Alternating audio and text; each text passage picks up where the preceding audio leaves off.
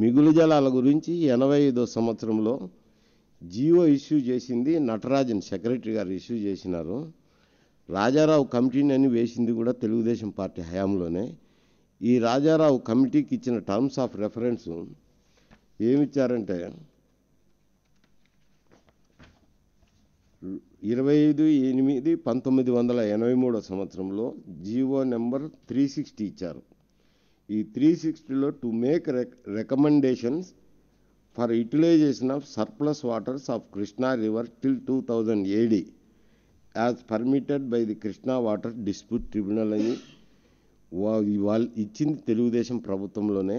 అప్పటి secretary to the government KV Natarajan garu GO issue చేసినారు. దాని మీద ఈ రాజారావు కమిటీ ఒక రిపోర్ట్ ఇచ్చారు 85లో అనుకుంటాను. ఆ రిపోర్టు శాసనసభలో కూడా ప్రవేశపెట్టింది అప్పటి తెలుగుదేశం ప్రభుత్వమే. శాసనసభలో టేబుల్ మీద పెట్టింది ఈ రివర్ వాటర్ యూటిలైజేషన్ అని చెప్పి 85లో రాజారావు కమిటీ ఒక రిపోర్టు ప్లేస్ చేసినారు.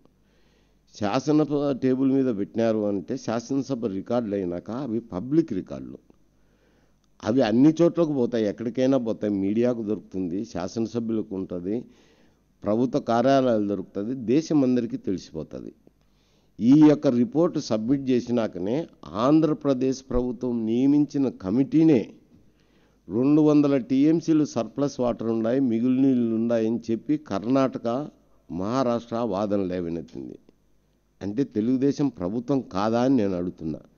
మరి ఈ రాజారావు కమిటీ రిపోర్టుకి ఏమని సమాధానం చెప్తారో ఇప్పుడు మరి ప్రభుత్వం చెప్పగలిగితే చెప్పమనండి.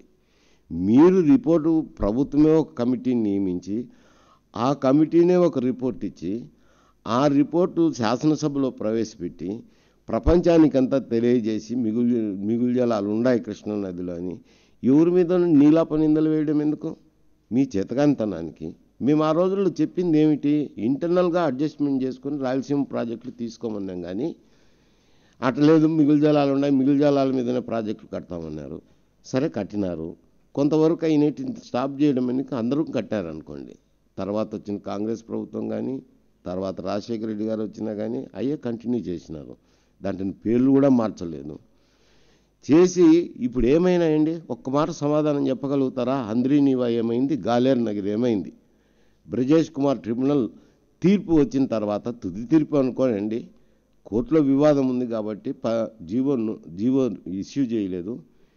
ఇష్యూ చేయకపోతే ఇప్పుడు ఏమైనా నిరర్థక ఆస్తులు అయినాయా కాదా? దానికి జవాబు చెప్పమనండి ఈ ప్రభుత్వాన్ని.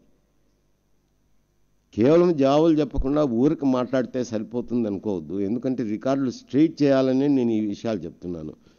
అసలు ఆ ఉద్యమం జరిగింది ఎందుకు? అవి ఎందుకు మాట్లాడినారు?